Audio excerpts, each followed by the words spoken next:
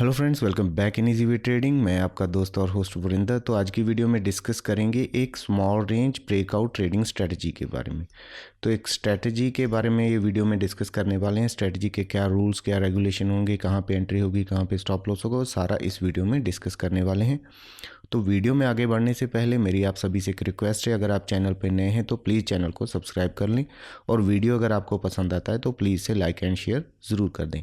तो चलिए बिना टाइम गवाए वीडियो करते हैं शुरू।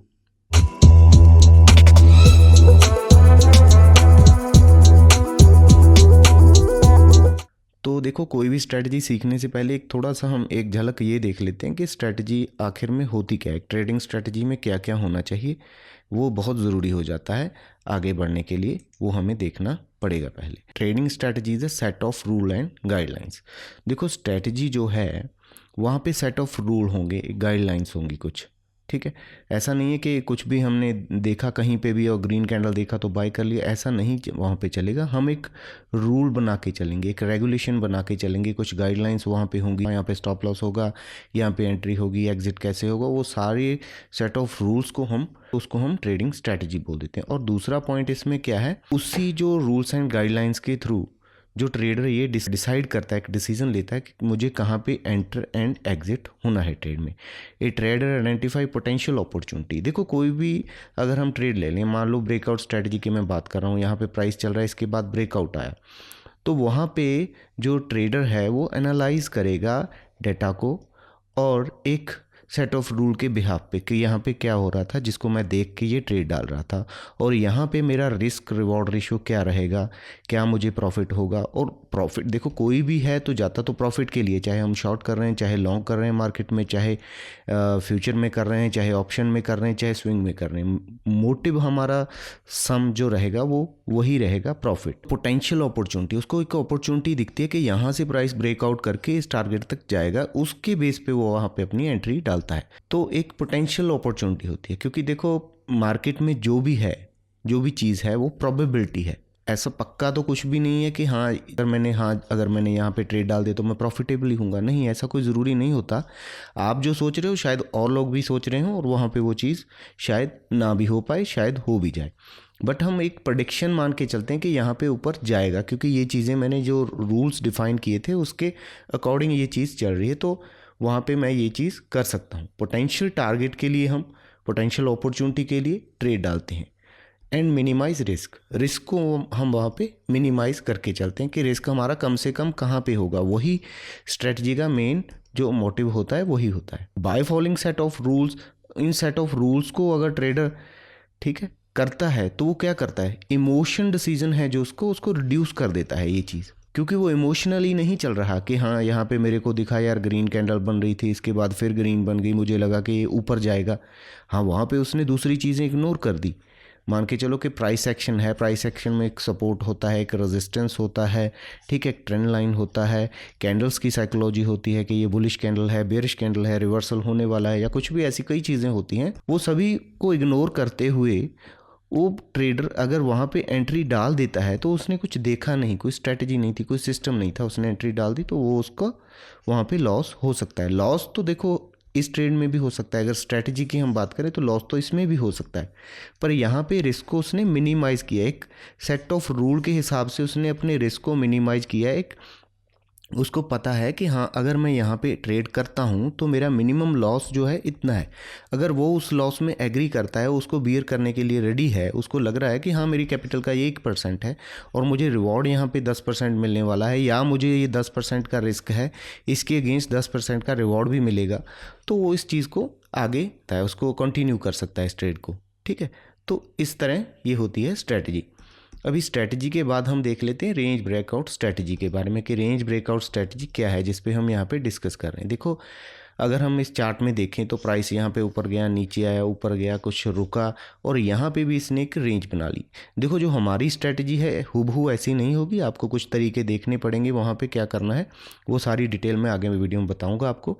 अगर वीडियो यहाँ तक आपको अच्छा लग रहा है तो आप यहाँ वीडियो को लाइक कर सकते हो। टेलीग्राम चैनल का लिंक डिस्क्रिप्शन में, उसको भी आप ज्वाइन कर सकते हो, तो वहाँ पर मैं अपडेट वगैरह करता रहता हूँ, आपको फ्री में। तो यहाँ पर देखिए, कोई भी ट्रेडर है उसने एक रेंज मान लो आइडेंटिफाई कर ली कि स्टॉक जो है, देखो ए कैंडल है, उसी एक कैंडल के अंदर ये सारी रेंज सिमटी हुई है, उसके अंदर ही काम हो रहा है। तो उसको वो यहाँ पे ये सोच सकता है कि सपोर्ट के आसपास आके मार्केट यहाँ पे रिवर्स कर रही है, उसे लग रहा है कि यहाँ पे मार्केट बाउंस करेगी, तो मुझे ये टारगेट आता हुआ दिख रहा है कि यहाँ तक मार्केट ट्राई करेगी यहाँ तक पहुँचने का। क्यों करेगी? देखो यहाँ पे कई लोग हैं मार्केट में, ठीक है, ऐसा तो नहीं है कि आप हो मैं हूँ, कई है, number of peoples are trading, हर एक का माइंडसेट अलग से है, इसीलिए तो कोई चीज़ यहाँ पे प्रॉपर नहीं बन पाती, क्योंकि सबका माइंडसेट अलग है। कोई यहाँ पे बाय का सोच रहा है तो कोई ना कोई यहाँ पे सेल का भी सोच रहा होगा। जो बंदा बाय का सोच रहा है तो वहाँ पे बाय का ऑर्डर प्लेस कर रहा है। कुछ लोग तो होते हैं कि वेट करेंगे कि मार्केट यहाँ से रेंज जब ब्रेक करेगा फिर ट्रेड करेंगे। कुछ लोगों का होता है कि यार कर ले, बाद में पता नहीं मौका मिले या ना मिले, ऐसे भी लोग मैक्सिमम क्वांटिटी में आपको मिल जाएंगे। तो वो अगर उन्होंने ऑर्डर डाल दिया यहाँ पे बाय का और प्राइस थोड़ा नीचे चला गया, तो उन्होंने सोचा कि मैं जो स्टॉप लॉस है इसका इसके नीचे रख देता हूँ। अगर किसी ने सेल का डिसीजन लिया, वहाँ पे सेल कर दिया, वो प्राइस यहाँ तक आया, उन्होंने अपना सेल का जो स्टॉप लॉस है वो यहाँ पे रख दिया। देखो मार्केट की साइकोलॉजी को समझने की कोशिश करो, जो लोगों की सोच होती है मिनिमम, उस पर हम डिस्कस कर रहे हैं। सभी का ऐसे ही होता है कि यहाँ पे स्टॉप लॉस लगा देता हूँ और शॉर्ट कर देता हूँ, ठीक है। कईयों का होगा कि यहाँ पे बाय कर लेता हूँ, स्टॉप लॉस इसके नीचे लगा देता हूँ, दोनों ही केस हो सकते हैं।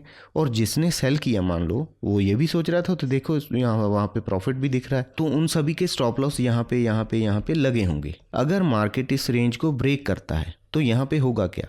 जिसका स्टॉप लॉस सेल जिसने किया है उसका स्टॉप लॉस कौन सा होगा? बाय का, तो वो तो बाय डिफ़ॉल्ट बाय हो गया। अगर वो ट्रिगर हो गए, यहाँ पे आके प्राइस यहाँ तक पहुँच गया, पुश कर दिया उसने, और सबके अगर स्टॉप लॉस हिट हो गए तो फिर प्राइस यहाँ पे मूव दिखाएगा, और मूव दिखाएगा तो प्रॉफिटेबिलिटी आएगी, और लोगों का यहाँ पे सेंटीमेंट भी साथ के साथ चेंज होगा कि मार्केट यहाँ पे इस रेंज को ब्रेक कर दिया। तो यहाँ पे ये जो प्राइस सेक्शन के अकॉर्डिंग ये क्या बन जाएगा? एक सपोर्ट बन जाएगा। जो पहले रेजिस्टेंस था वो सपोर्ट का काम करेगा, अभी ये सपोर्ट बन गया। और लोग अगर प्राइस नीचे आएगा तो फिर बायर इनिशिएट करेंगे, तो इस तरह प्राइस जो है यहाँ पे पुश होके ऊपर चला जाएगा। इसी तरह ये जो रेंज ब्रेकआउट स्ट्रेटजीज बनती हैं। तो यहाँ पे आपको कैसे एंट्री लेनी है, क्या क्या चीज़ें हैं, क्या क्या आपको ध्यान में रखना है, वो सारे हम आगे चल के इस वीडियो में देखने वाले हैं। वीडियो पूरा देखिए, अंत तक देखिए, तभी सारी चीज़ें समझ आएंगी आपको। आगे स्ट्रेटजी के रूल क्या हैं? देखो, what we will see in the chart. क्या देखेंगे हम? एक नैरो रेंज देखेंगे, तो वहाँ पे नैरो रेंज हम आइडेंटिफाई करने की कोशिश करेंगे। रेंज देखो ये भी है, अगर आप इसको देखो, इस प्राइस में एक रेंज, बड़ी रेंज ये है, और बड़ी रेंज के अंदर भी एक छोटी रेंज है, उसको हम आइडेंटिफाई करेंगे और देखेंगे उसका किधर ब्रेकआउट हो रहा है। तो वही चीज़ जो मैंने आपको बताई थी, यहाँ पे लोगों के स्टॉप लॉस हैं, क्योंकि जिसने भी बाय किया रहेगा उसको ये लग रहा है कि प्राइस ऊपर जाएगा, बट प्राइस ऊपर नहीं गया, प्राइस नीचे आ गया। उसने यहाँ पे क्या किया? ट्रिगर कर दिया स्टॉप लॉसेस को। स्टॉप लॉसेस जब ट्रिगर हुए तो प्राइस में एक मूवमेंट नीचे की तरफ देखने को मिली, और प्राइस यहाँ पे अपनी सपोर्ट लेवल को भी तोड़ गया। जो पहले इसका रेंज था उसको ब्रेक अगर किया तो वहाँ पे भी स्टॉप लॉस थे, वो भी मिल गए। तो इस तरह प्राइस अपनी जर्नी करता रहता है इस तरह से। और यहाँ पे हम दूसरी चीज़ क्या देखेंगे? अगर कोई स्ट्रैटेजी के रूल हम बनाने की कोशिश कर रहे हैं तो स्ट्रैटेजी में सबसे पहले तो अगर रेंज ब्रेकआउट स्ट्रैटेजी, तो हम रेंज देखेंगे कि रेंज हमें कहाँ पे मिल रही है। फिर हम ट्राई करेंगे एंट्री फाइंड आउट करने की, हम एंट्री कहाँ पे करें, कैसे करें, वो भी एक पॉइंट हमारे लिए होगा। फिर स्टॉप लॉस, मैं स्ट्रैटेजी की बात कर रहा हूँ कि स्ट्रैटेजी कैसे बनती है, स्टॉप लॉस को भी हम आइडेंटिफाई करें। इन चीज़ों को आप छोड़ नहीं सकते। पहले तो ये है कि आपको आइडेंटिफिकेशन करनी है आपके सिस्टम की, आपने जो सेट ऑफ रूल्स है आपका, आप किस बेसिस पे ट्रेड कर रहे हो, प्राइस एक्शन पे कर रहे हो, ट्रेंड लाइन पे कर रहे हो, ब्रेकआउट पे कर रहे हो, रेंज ब्रेकआउट पे कर रहे हो, वो आपने यहाँ पे आइडेंटिफाई कर लिया। फिर वो आइडेंटिफाई करने के बाद आप एंट्री कहाँ करोगे, वो ज़्यादा ज़रूरी हो जाता है। एंट्री मैंने सपोज यहाँ पे कर ली, कहीं पे भी कर ली, और स्टॉप लॉस में क्या रखूँगा उस पर डिस्कस करेंगे। स्टॉप लॉस के बाद फिर नेक्स्ट क्या हो जाता है? स्टॉप लॉस हो गया, एंट्री भी हो गई, अभी फिर टारगेट में क्या दिखूंगा? टारगेट, मेन चीज़ तो टारगेट ही है कि प्राइस में अगर मैंने एंटर कर लिया, स्टॉप लॉस मैंने फिट कर दिया अपना, और इसके बाद मैं टारगेट देखूंगा। टारगेट देखने के बाद या एग्जिट हो जाता है या टारगेट, वो देखने के बाद आगे हम क्या देखेंगे कि जो भी मैंने करना है ये इसके साथ ही होगा कि टाइम फ्रेम कौन सा है। मान लो आपको रेंज देखनी है, रेंज तो आपको 10 मिनट में मिलेगी, 5 मिनट में मिलेगी, 15 मिनट में मिलेगी, 3 मिनट में मिलेगी, 1 मिनट में मिलेगी, सभी टाइम फ्रेम में होगी।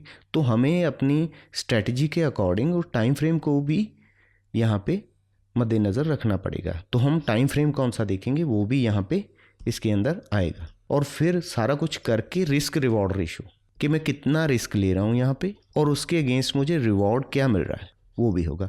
ये सारी चीज़ें कंबाइन करके जब हम कोई काम करते हैं, कोई ट्रेड डालते हैं, उसको हम स्ट्रेटजी बोलते हैं। तो इसी स्ट्रेटजी के बारे में आज यहाँ पे मैं डिस्कस कर रहा हूँ।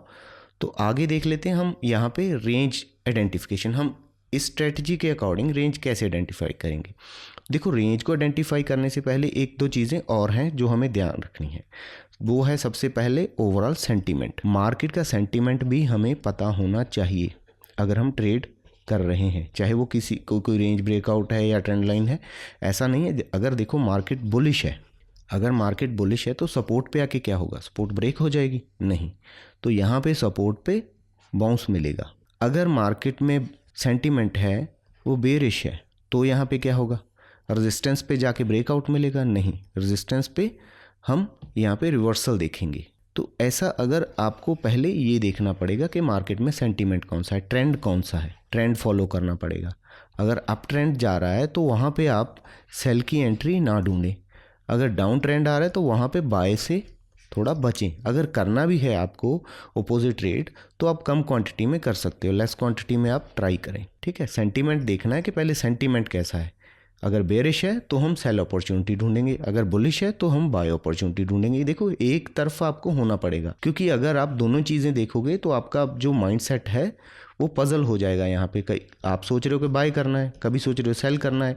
अगर आप अपनी कन्विक्शन नहीं बनाओगे क्या कि मुझे करना क्या है, एक ही चीज़ कर पाओगे ना एक ही टाइम पे, या तो बाय करोगे या सेल करोगे। अगर दोनों चीज़ें देखोगे तो फिर आप किसी मुश्किल में पड़ सकते हो, क्योंकि देखो आप ऊपर निकला तो आप बाय करोगे, नीचे आया तो आप सेल करोगे। आप ऐसा पागलों की तरह बिहेव करेंगे वहाँ पे, वो थोड़ा आपके लिए डिफ़िकल्ट हो सकता है वहाँ। तो इसीलिए मैं बोल रहा हूँ कि उसको रेंज को आइडेंटिफाई करने से पहले हमें ये देखना है कि सेंटीमेंट मार्केट में चल कौन सा रहा है, उसके हिसाब से काम करना है। अगर हम देखो यहाँ पे रेंज की बात कर रहे हैं कि रेंज होगी, एक छोटी रेंज होगी, वो कितने रेंज कितनी हो सकती है, मिनिमम अमाउंट की कितनी हो सकती है, वही हमारा डिसाइड करेगी स्टॉप लॉस। मान के चलो निफ्टी में ये रेंज आपको 50 रुपये से लेके 80 रुपये 70 रुपये के बीच में मिल जाएगी। अगर हम बैंक निफ्टी की बात करें तो वहाँ पे थोड़ी रेंज बड़ी मिलेगी आपको। वहाँ पे आपको मान के चलो 50-60 रुपये से लेके 120-30 रुपये तक की रेंज देखने को मिल सकती है। ऐसा नहीं है कि अगर आपने देखो निफ्टी की बात कर ली और यहाँ पे रेंज जो चल रही है 110 की, 110 से 150 की चल रही है, तो ये रेंज थोड़ी बड़ी रेंज है। हमें थोड़ी नैरो रेंज फाइंड आउट करनी है, इतनी बड़ी रेंज हमें काम नहीं करना। तो यहाँ पे क्योंकि वॉलेटिलिटी बहुत ज़्यादा रहेगी तो आपका रिस्क रिवॉर्ड रेशियो यहाँ पे अच्छा नहीं रहेगा। तो ये चीज़ें थोड़ी ध्यान रखनी है हमें। रेंज कितनी होगी, कैसे रेंज को आइडेंटिफाई करेंगे। देखो, रेंज में जो कैंडल्स हैं वो हमारी 4 से 5 कैंडल हो सकती हैं, नंबर एक। तो दूसरा कैंडल, ये हो गया 1 कैंडल रेंज। 1 कैंडल रेंज से मेरा मतलब है एक कैंडल बना यहाँ पे और बाकी जो कैंडल बन रही है यहाँ पे हो सकता है विक भी हो, उसी रेंज के अंदर बन रही हैं, ऐसे बन रही हैं यहाँ पे कहीं पे 4-5 कैंडल एक कैंडल की रेंज में, तो इसको हम 1 कैंडल रेंज कहेंगे। इसके ब्रेकआउट पे आपको ट्रेड करना है या ब्रेकडाउन पे करना है। ठीक है, तो ये हो गया। और दूसरा हमारा है इसके बाद 3 कैंडल रेंज हो सकती है, 2 कैंडल रेंज हो सकती है। 2 या 3 का मैं अगर बात करूँ तो ये 2 कैंडल रेंज है। तो 2 कैंडल रेंज का मीनिंग है कि 2 कैंडल की रेंज में अभी जो प्राइस है चल रहा है, ऐसे ऐसे कभी ऊपर जा रहा है कभी नीचे जा रहा है। 4-5 कैंडल्स जो बन रही हैं किसी भी टाइम फ्रेम में, अगर हम 5 मिनट में ये ट्रेड कर रहे हैं या 15 मिनट में कर रहे हैं तो वहाँ पे ये रेंज ऐसे बन रही है। 3 कैंडल का मीनिंग हो गया 3 कैंडल मार्केट में बने और 3 की रेंज में अभी बाकी सारी कैंडल्स अप डाउन वहीं पे कर रही हैं। तो ये ऐसे रेंज को हमें आइडेंटिफाई करना है। अभी यहाँ पे भी देखो टाइम फ्रेम कौन सा होगा, टाइम फ्रेम देखो आपके अकॉर्डिंग है। 5 मिनट में अगर आप ट्राई कर रहे हो तो यहाँ पे मैक्सिमम मैंने कहा 4 से 5 कैंडल होंगी और टाइम यहाँ पे 20 मिनट के करीब यहाँ पे स्पेंड होगा। और अगर 15 मिनट में है तो 50-60 मिनट आपके वहाँ पे इस रेंज में प्राइस घूमना चाहिए। ठीक है, तो बाकी देख लेते हैं यहाँ पे आगे जाके हम कि एंट्री एग्जिट लेवल्स इस जो स्ट्रेटजी के अकॉर्डिंग क्या बनते हैं। Where we will have to enter in a trade, कहाँ पे हम ट्रेड में एंटर होंगे। देखो ये कैंडल ने अगर हम देखें यहाँ पे, क्योंकि एक ही कैंडल के अंदर ये कैंडल बन रही है, मैंने प्रॉपर कैंडल नहीं बनाई तो विक भी हो सकती हैं, वो तो वैसे ही मैंने आपको समझाने के लिए ये बना दी हैं। ठीक है, तो एक आपको जाके आगे मैं रियल चार्ट पे भी दिखाऊंगा कैसे ये चीज़ें काम करती हैं। तो एक जो ये हमारा है कैंडल का रेंज है और रेंज को ब्रेक कर दिया है यहाँ पे कैंडल ने। क्लोजिंग आनी चाहिए इस कैंडल की, जो कैंडल ब्रेक कर रहा है उसकी क्लोजिंग पे हम एंटर करेंगे, क्लोजिंग के बाद। ऐसा नहीं है कि कैंडल जा रहा था उसके बाद फिर वापस आ गया और उसके रेंज के ऊपर उसकी विक रह गई और दूसरा कैंडल इसके नीचे बना, तो यहाँ पे हम बाय एंट्री इनिशिएट नहीं करेंगे, क्योंकि यहाँ पे हमारा जो ये स्ट्रेटजी है वहाँ पे उसका ब्रेकआउट हमारे अकॉर्डिंग नहीं हुआ। ब्रेकआउट हो गया तो इसके बाद जो कैंडल ओपन होगा वहाँ पे हम एंट्री पॉइंट हमारा होगा इसके ऊपर, ठीक है। अगर ये 2 रेंज कैंडल है तो वहाँ पे ऐसे होगा, तो ये हमारा एंट्री पॉइंट होगा। टाइम फ्रेम वही जिस टाइम फ्रेम में आप ट्रेड कर रहे हो। और इसके बाद आ जाती है स्टॉप लॉस की बात। कैंडल ऊपर क्लोज हुआ, हमने यहाँ पे एंट्री करी, एंट्री करते ही आपको अपना पुट करना है स्टॉप लॉस। स्टॉप लॉस देखो इस रेंज के नीचे रखना है हम, रेंज, ठीक है, बॉटम पे यहाँ पे रखेंगे, रेंज के नीचे रखेंगे। देखो ये रेंज जो है एक इतनी रेंज है, मैंने बता रहा था 50 से 60 रुपये भी हो सकती है, 40 से 50 रुपये भी हो सकती है निफ्टी में, और ऐसा कुछ ये सेटअप बना। तो आपको देखना है कि अगर आप यहाँ पे ट्रेड करते हो, आप ये रिस्क बियर कर सकते हो, उठा सकते हो ये रिस्क। अगर 50 रुपये का है, आप एक ट्रेड में 50 रुपये का रिस्क लगा सकते हो। अगर निफ्टी में लगाएं तो ये मान के चलो 2500 का रिस्क आ गया। अगर आप ये उठा सकते हो, आपका जिगरा है कि 25 रुपये कोई ज़्यादा नहीं है, अगर एक लॉट की बात कर रहा हूँ, अगर आप 10,000 भी उठा सकते हो तो आप 4 लॉट बाय कर लो। इसके बाद फिर आप जितने मर्जी उठा लो, जितना आपका सिस्टम झेल सकता है, आपकी जेब अलाउ करती है, उतना आप यहाँ पे कर सकते हो। अगर ये रिस्क आपके रिस्क रिवॉर्ड रेशियो में आ रहा है, ठीक है ना। कोई भी ट्रेड आप करो, ऐसे करोगे तो प्रॉफिट 100% होगा। लॉस होगा तो वो आपको पता होगा। अगर लॉस पता है, ठीक है, लॉस आपको पता है, नाउन रिस्क है, आपको पता है कि इतना रिस्क होगा। क्योंकि रिस्क देखो 2 तरह का होता है। अगर रिस्क की बात करें, हम थोड़ा रोक के रिस्क के बारे में बात कर लेते हैं। रिस्क किसी ट्रेड में क्या है या लॉस कितना है। एक तो रिस्क होता है अननाउन रिस्क, जिसका मुझे ही नहीं पता कितना होगा। हो सकता है मैंने 1 लाख कैपिटल लगाया है तो 1 लाख ही उड़ जाए। और दूसरा है नाउन रिस्क, कि जब मैं ट्रेड में एंटर हुआ मुझे पता था कि यहाँ पे मेरा 10 से 15 हज़ार जाने वाला है, तो वो हो गया नाउन रिस्क। और रिस्क क्या होता है आगे, रिस्क की भी आगे 4 कैटेगरी होती हैं।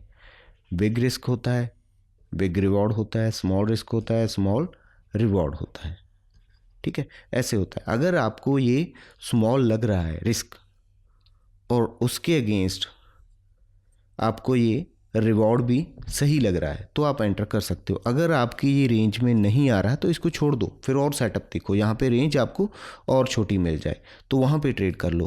क्योंकि देखो आपको ट्रेड जब करना है तो फिर शांति से करना है, अपने सिस्टम के अकॉर्डिंग करना है। यहाँ पे आएगा तो काटेंगे, यहाँ पे आगे डर के नहीं काटेंगे। हो सकता है यहाँ पे फिर ऊपर चला जाए। जो जिस सिस्टम में आप एंटर कर रहे हो उसको फिर प्रॉपर आप फॉलो करोगे, इसी को स्ट्रेटजी बोलते हैं हम। यही स्ट्रेटजी होती है। ऐसा नहीं है कि फिर वही हम इमोशन हमारा हमें छोड़ना पड़ेगा, फिर स्ट्रेटजी पे बैठना पड़ेगा। स्ट्रेटजी अगर सही है तो सही है। तो यहाँ पे हमारा stop loss below the range होगा। इसी तरह ये 2 कैंडल्स रेंज में भी यही होगा और 3 कैंडल रेंज में भी यही होगा। अगर वो हमारे रिस्क रिवॉर्ड रेशियो में आ रहा है तो ठीक है, टाइम फ्रेम हम जो भी देखेंगे उसी में होगा। अभी जो नेक्स्ट पॉइंट है हमारा वो है what will be the target. अभी हम एंटर तो कर गए हैं, यहाँ पे हमने एंट्री कर ली, ये हमने स्टॉप लॉस भी लगा दिया। अभी टारगेट कितना मिलेगा हमें, क्योंकि मेन चीज़ तो यहीं पे जा रहे हैं। तो देखो पहला टारगेट अगर मैं करूँ 1 = 1 बेस्ट है। अगर ये मिल रहा है आपको, ट्रेड 2 कर रहे हो तो अच्छा है। अगर शाम तक एक ट्रेड में प्रॉफिट हुआ, एक में लॉस हुआ, तो आप ब्रेक इवन के आसपास हो। हाँ, अगर एक ही ट्रेड कर रहे हो, प्रॉफिटेबल हो गया तो बेटर है। वो आपको डिसाइड करना पड़ेगा आपको कितने ट्रेड करने हैं, आपका कितना रिस्क मैनेजमेंट है, उसके हिसाब से काम करना पड़ेगा। यहाँ पे देखो हमने एंट्री कर ली, स्टॉप लॉस लगा दिया। अभी टारगेट की बात आ गई है। टारगेट हम कितना रखेंगे यहाँ पे, जो ये रेंज है, अगर मैं 1 = 1 की बात कर रहा हूँ तो ये मेरा रिस्क है इतना इस रेंज के अंदर, तो मैं रिवॉर्ड भी कम से कम इतना ही रखूँगा इस रेंज के हिसाब से। तो यही मेरा वहाँ पे रिस्क होगा, रिवॉर्ड होगा, सॉरी। तो इतना ही रिवॉर्ड मैं टारगेट पहले अप्लाई करूँगा 1 = 1 का। टाइम फ्रेम वही है जो आप जिसमें ट्रेड कर रहे हो। अगर 5 मिनट में कर रहे हो तो 5 मिनट के हिसाब से देखो। और दूसरी चीज़ ये भी है, अगर आप 15 मिनट की बात कर रहे हो, थोड़ा मैं रोक के आगे एक चीज़ और आपके साथ डिस्कस करता हूँ। 15 मिनट में कर रहे हो तो वहाँ पे ये जो रेंज है 1 कैंडल है वो भी कई बार थोड़ी बड़ी हो सकती है। यहाँ पे इसकी बिग रेंज हो सकती है अमाउंट के हिसाब से। अगर मैं बताऊँ मीन्स ये 50 से अगर मैं 100 की बात करूँ तो हो सकता है 70 से 80 के बीच में हो। और यही कैंडल अगर मैं 5 मिनट टाइम फ्रेम में देखूँगा तो यहाँ पे मुझे हो सकता है ये 30 से 40 रुपए में मिल जाए। तो आपको अपने हिसाब से करना है। अगर आप ये इसकी बात कर रहे हो तो फिर इसका रिवॉर्ड भी उसी हिसाब से बड़ा आएगा। अगर इसकी बात कर रहे हो तो रिवॉर्ड भी इसी के हिसाब से 30-40 रुपए आएगा। ज़रूरी नहीं है कि आपको 70-80 के लिए रिवॉर्ड के लिए दौड़ना है, आप 30-40 के लिए भी जा सकते हो, क्योंकि वो आपके रिस्क रिवॉर्ड रेशो में आपकी रेंज में भी आ रहा है। ठीक है, आपकी रेंज में भी आना चाहिए ना। प्राइस की रेंज में ओनली यही नहीं है कि आपके चार्ट पे दिख रहा है, आपको अपने हिसाब से भी प्लान करना पड़ेगा। आगे दूसरा है प्राइस एक्शन बेसिक, वो भी आपको साथ के साथ आना चाहिए क्योंकि वो भी बहुत ज़रूरी है। अगर आप प्राइस एक्शन को यहाँ पे छोड़ दोगे तो वो भी आपको दिक्कत दे सकता है, उसको भी आपको साथ के साथ फॉलो करना पड़ेगा। अभी देखो यहाँ पे जो मैंने वैसे ही एक ट्रेंड लाइन आपको लगा के दिखाई है कि मान के चलो कि इस ट्रेंड लाइन के ऊपर हम जा रहे हैं और मार्केट में सेंटीमेंट, मैं फिर वही कहूँगा, सेंटीमेंट आपने चेक कर लिया बुलिश है और एक ट्रेंड लाइन का ब्रेकआउट भी आ गया और आपने एंट्री भी कर ली। यहाँ पे स्टॉप लॉस इस रेंज के नीचे भी लगा दिया तो यहाँ पे टारगेट आने के चांसेस बढ़ जाते हैं क्योंकि सेंटीमेंट भी बुलिश है मार्केट में और ऊपर से एक प्राइस एक्शन को, ट्रेंड लाइन को भी मार्केट ब्रेक कर रहा है, वो भी एक ब्रेकआउट आ रहा है और ऊपर से आपकी रेंज का ब्रेकआउट आ रहा है। तो यहाँ पे चांसेस बढ़ जाते हैं आपकी प्रॉफिटेबिलिटी के। ठीक है, क्योंकि हम डायरेक्शनल मूव में काम कर रहे हैं। अगर मार्केट में जो ट्रेंड है वो पॉजिटिव है, उसी के हिसाब से हम काम कर रहे हैं। ठीक है, और साथ में आपको एज मिल गई प्राइस एक्शन से, तो आपके लिए बेटर चॉइस हो सकती है ये स्ट्रेटेजी। और नेक्स्ट देख लेते हैं। यहाँ पे रिवॉर्ड हमें पता है, रिस्क हमें पता है, टारगेट हमें पता है, तो ये सारी चीज़ें अगर प्लान्ड वे में चल रही हैं तो उसको हम स्ट्रेटजी बोल देते हैं। प्राइस एक्शन अगर आपको साथ में आ रहा है, ट्रेंड लाइन पता है, सपोर्ट पता है, रेजिस्टेंस पता है, तो वो मोर आपके लिए प्रॉफिटेबल बन सकती है स्ट्रेटजी, क्योंकि आपको एज पता है कि सपोर्ट पे आके मेरे को ये चीज़ नहीं करनी, रेजिस्टेंस पे जाके ये चीज़ नहीं करनी, यहाँ पे क्या बन रहा है, सेंटीमेंट कैसा है मार्केट का। ठीक है, अगर प्राइस एक्शन की मैं बात करूँ तो यहाँ पे हमने वीडियो अपने चैनल पे डाल रखी है, जैसे प्राइस एक्शन क्या है उसके ऊपर पूरा वीडियो बना हुआ, हाउ टू रीड चार्ट को कैसे रीड करना है, कैंडलस्टिक पैटर्न की पूरी वीडियो पड़ी हुई है, आप जाके यूट्यूब हमारे चैनल पर चेकआउट कर सकते हो। आगे है सेटअप एक्यूरेसी। अभी आगे देखो, हमें ये पता चल गया कि भैया ये रेंज होगी और ये 1 कैंडल रेंज है और ये कोई हमारी 2 कैंडल रेंज है। इसी तरह 1 2 3 कैंडल रेंज है, 3 कैंडल रेंज और 2 कैंडल रेंज और ये 1 कैंडल रेंज है। तो हमें ये पता चल गया कि हमें एंट्री इसके बाद क्लोजिंग पे करनी है। टाइम फ्रेम मैंने आपको बता दिया, 5 मिनट 10 मिनट कोई भी होगा और स्टॉप लॉस मेरा इसके नीचे होगा और रिवॉर्ड मेरा 1 = 1 का होगा। ठीक है, और इसी तरह 2 कैंडल पैटर्न में भी, 3 कैंडल में, और कम से कम 4 से 5 कैंडल इस रेंज के अंदर होनी चाहिए। अगर इससे ज़्यादा हो गई, एक बात और मैं भूल गया आपको कि इससे ज़्यादा कैंडल हो गई तो फिर आपको इस स्ट्रेटजी को फॉलो नहीं करना, फिर अलग से कोई स्ट्रेटजी बनती है, वो मैं आपको फिर कभी किसी वीडियो में बताऊंगा। ठीक है, मेनली तो आपको एक छोटी रेंज ढूंढनी है। यहाँ पे 4 से 5 कैंडल आपको मिलनी चाहिए। ऐसा नहीं है कि 2 कैंडल मिली आपने ट्रेड कर लिया और 20 कैंडल मिल गई तो ट्रेड कर लिया, वो नहीं चलेगा। यहाँ से मिनिमम 4 से 5 कैंडल आपको देखनी है इस रेंज में। अभी वो सारा कुछ पता चल गया। अभी देखते हैं इसकी एक्यूरेसी हमें क्या मिलेगी, कि इसकी एक्यूरेसी कितनी है। देखो, कोई भी ट्रेड अगर हम करते हैं, कोई भी स्ट्रेटजी की बात करते हैं, स्ट्रेटजी अगर आप वर्ड को पूरा समझ जाए ना, वो आपके लिए बेटर रहेगा, क्योंकि स्ट्रेटजी आप खुद भी बना सकते हो, ऐसा नहीं है। यहाँ पे देखो, जैसे मैं प्राइस एक्शन की बात कर रहा था, ये देखिए एक ट्रेंड लाइन थी यहाँ पे, ये निफ्टी का चार्ट है कल का, तो यहाँ पे देखिए इस रेंज को मार्केट बार बार सपोर्ट ले रहा था, यहाँ पे सपोर्ट लिया, यहाँ पे सपोर्ट लिया और करते करते इस सपोर्ट को ब्रेक कर दिया। जब सपोर्ट को एक वॉल्यूम के साथ ब्रेक करे, आपको वॉल्यूम दिख रहा है, वॉल्यूम का रीज़न क्या है, यहाँ पे लोगों के थे स्टॉप लॉस, इसी वजह से ये यहाँ पे नीचे आया। जब नीचे आया तो फिर ट्राई किया बाउंस करने का, कुछ टाइम रुका, ये रेंज हमें यहाँ पे मिल गई 1 2 3 4 5 कैंडल की, और इसके बाद ये कैंडल क्लोज हुआ नीचे। जब नीचे कैंडल क्लोज हुआ तो हम यहाँ पे कहीं पे एंटर नेक्स्ट कैंडल में हो गए। नेक्स्ट कैंडल में हो गए तो इस रेंज को आपको देखना है पहले, तो ये आपके लिए रिस्क रिवॉर्ड अच्छा रहेगा यहाँ पे, क्योंकि यहाँ पे स्टॉप लॉस आपका छोटा आ रहा है, क्योंकि टाइम फ्रेम जो चार्ट है ये 5 मिनट टाइम फ्रेम का चार्ट है निफ्टी का, आप देख सकते हैं। यहाँ पे इसको हम देखो, अगर चार्ट पैटर्न की बात करें तो इसको हम क्या बोल देंगे, बेरिश फ्लैग बोल देंगे, है तो एक रेंज ही, इसको बेरिश फ्लैग भी बोला जाएगा। तो यहाँ पे हमें सेंटीमेंट ये पता चल गया कि मार्केट में सेंटीमेंट क्या है, अगर सपोर्ट को ब्रेक कर देता है प्राइस तो सेंटीमेंट हो गया हमारा वीक, और प्राइस एक्शन साथ के साथ हमें ये पता चल गया, एक एज ये दे रहा है हमें, और दूसरा हमें एक रेंज भी दिख रही है और रेंज का ब्रेकडाउन भी दिख रहा है, और स्टॉप लॉस हम यहाँ पे लगा के इसको शॉर्ट यहाँ पे कर सकते हैं या पुट बाय कर सकते हैं। तो यहाँ पे हमें अच्छा रिवॉर्ड मिला।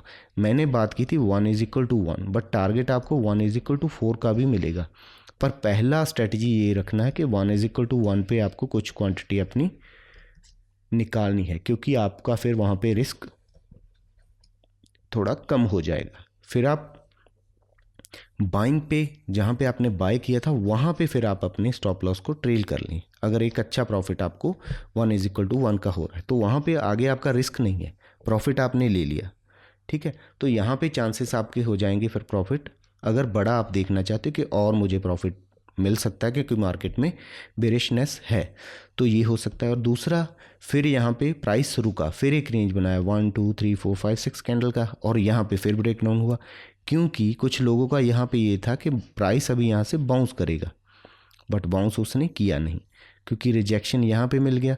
फिर जिन्होंने बाय का सोचा था तो उनके स्टॉप लॉस कहाँ पे थे, फिर मार्केट ने नीचे धकेल दिया। तो ऐसे ऐसे करके मार्केट यहाँ पे काम करता है। और इस पॉइंट में हम बात कर रहे थे सेटअप एक्यूरेसी। एक्यूरेसी देखो, किसी भी स्ट्रेटजी की अगर आप बात करें तो एक्यूरेसी 100% आपको किसी में भी नहीं मिलेगा।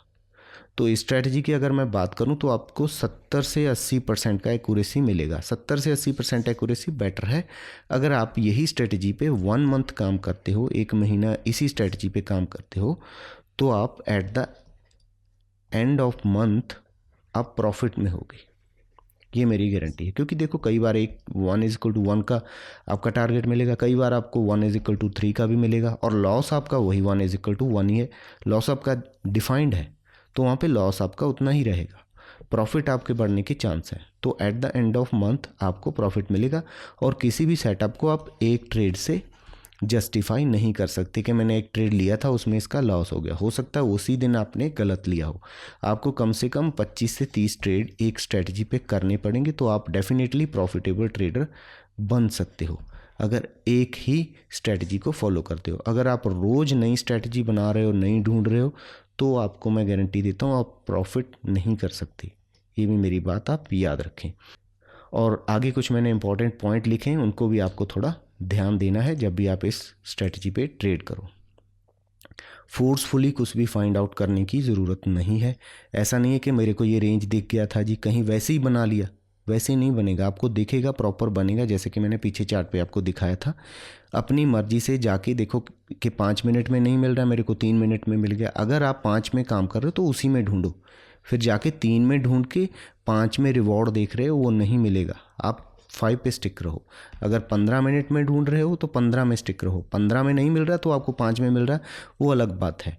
जिस भी टाइम फ्रेम में आप प्रॉपर काम कर रहे हो उसी में काम करना है। ज़बरदस्ती कोई भी यहाँ पे कुछ भी फाइंड आउट करने की कोशिश नहीं करनी, ठीक है। Don't trade against trend. जैसे मैंने कहा, ट्रेंड के अगेंस्ट आपको काम नहीं करना, ठीक है। अगर करना है तो फिर लेस क्वांटिटी से करना है। अगर आप रिवर्सल पे कर रहे हो कि मेरे को लग रहा है यहाँ पे रिवर्सल आएगा, चाहे टॉप से चाहे बॉटम से, तो फिर उस हिसाब से करो, ठीक है जी। और तीसरा है ट्रेड विद प्रॉपर सेटअप से करना है। ऐसा नहीं है कि मैं स्टॉप लॉस फिर लगाना भूल ही गया, मैंने लगाया नहीं क्योंकि मुझे लगा रहा था कि स्टॉप लॉस लगाऊंगा तो लॉस हो जाएगा। अगर आप रेडी नहीं हो स्टॉप लॉस के लिए तो फिर ना करो, ट्रेड ही ना करो, नहीं तो फिर स्टॉप लॉस लगा के ही काम करना पड़ेगा। वो मैंने पहले ही बता दिया, अगर आपके रेंज में आ रहा है ना वो स्टॉप लॉस के, हाँ 2,000 रुपये का है, ठीक है यार कोई बात नहीं, 2,000 चला जाएगा ज़्यादा से ज़्यादा, तो फिर आप ट्रेड करें। अगर आपको ये 2,000 डरा रहा है और आपने स्टॉप लॉस नहीं लगाया तो ये स्ट्रेटजी फेल है, क्योंकि सेट ऑफ रूल्स की मैं बात कर रहा था, रूल्स तो आपने ब्रेक कर दिया, तो फिर अभी फिर स्ट्रेटजी को फिर दोष दोगे आप, तो वो वहाँ पे दिक्कत हो सकता है, ठीक है। और इसके बाद है wait till the candle not close out. ऐसा नहीं है कि रेंज की मैंने बात की और कैंडल यहाँ पे क्लोज होने ही नहीं दी आपने, ऐसे ऐसे जा रहा था वहीं पे पकड़ लिया, ऐसा काम नहीं करना, तो भी फिर आपको यहाँ पे प्रॉफिट नहीं होगा। ट्राई टू बुक, जैसे मैंने आपको कहा कि बुक करना है 1:1 पे कम से कम बुक करो, चाहे अगर आपके पास 100 क्वांटिटी है तो 50 आप कम से कम यहाँ पे बुक करो और 50 को आप ट्रेल कर दो अपने कॉस्ट प्राइस पे, अगर गया तो गया, नहीं तो फिर ये है। या फिर ज़्यादा बेटर है कि 100 पे आप 1:1 का रिवॉर्ड लेके अपना निकल जाओ, बात ख़त्म। वो अगर आप देखते हो तो ऐसे आपको काम करना पड़ेगा। Follow the one system for minimum 1 month, 1 month तक आपको इसी स्ट्रेटजी पे काम करना पड़ेगा, तो आपको जाके रिवॉर्ड यहाँ पे मिलेगा। एक ट्रेड से इस स्ट्रेटजी का और किसी भी दुनिया की स्ट्रेटजी से आपको रिवॉर्ड नहीं मिलने वाला, ये भी चीज़ याद रखें, ठीक है। Then you will find the proper accuracy of strategy, not जज विद 1 और 2 ट्रेड, 1-2 ट्रेड से आप इसको जज करने की कोशिश ना करें।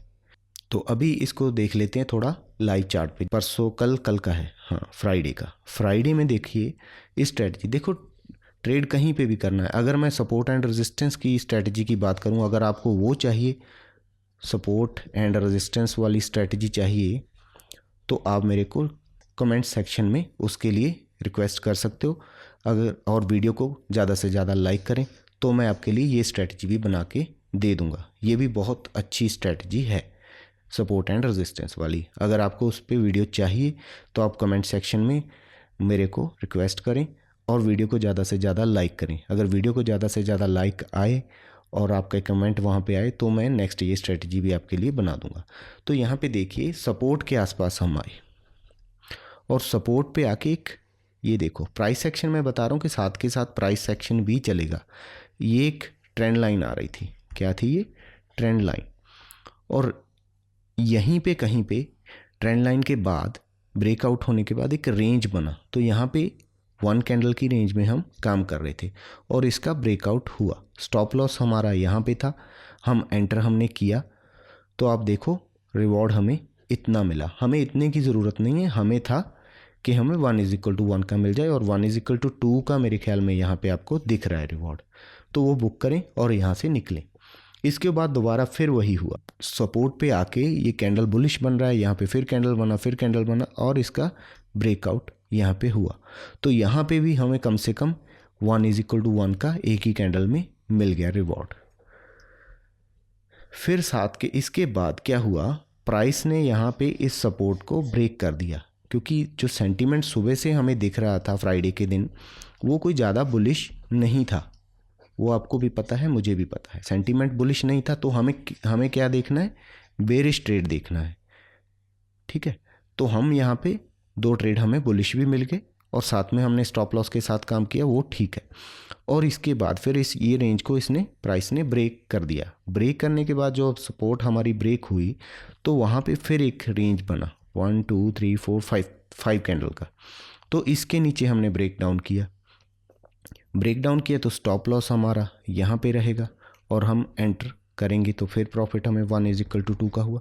ऐसे ऐसे करते ये स्ट्रेटजी आपको अच्छा प्रॉफिट दे सकती है अगर आप एक सिस्टमेटिक वे से इसमें काम करोगे, ठीक है। कहीं पे भी ऐसा नहीं कि ढूंढने की कोशिश हम करते नहीं। देखो यहाँ पे भी हुआ एक छोटा रेंज, तो यहाँ पे भी बना 1 2 3 4 कैंडल का, कम से कम 4 से 5 कैंडल आपको देखना है और अच्छी कैंडल हों, और किसी जगह पे अगर मिल जाएं तो वो ज़्यादा बेटर है। अगर किसी प्राइस एक्शन पे मिल जाएं, किसी रेजिस्टेंस पे मिल जाएं, किसी सपोर्ट के आसपास मिल जाएं तो वो ज़्यादा बेटर रहेगा। अगर यहाँ पे हम देखें तो ट्रेंड लाइन का ब्रेकडाउन हुआ है, ब्रेकडाउन के बाद मिल रही है, तो यहाँ पे हम बुलिश इतना नहीं सोचेंगे क्योंकि सेंटिमेंट भी मार्केट का बेयरिश ही है।